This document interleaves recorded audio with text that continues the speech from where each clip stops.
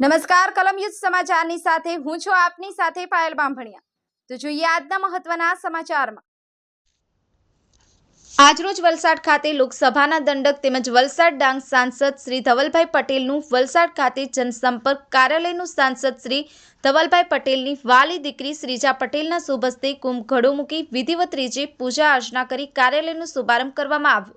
લોકસભાનું સત્ર ચાલતું હોવાથી આવનારા ટૂંકા દિવસોમાં સત્ર સમાપ્ત થયા બાદ વલસાડ ડાંગના સંગઠન આગેવાનો કાર્યકર્તાઓ વલસાડ ડાંગની જાહેર જનતા સાથે મુલાકાત માટે સૌને જાણ કરવામાં આવશે।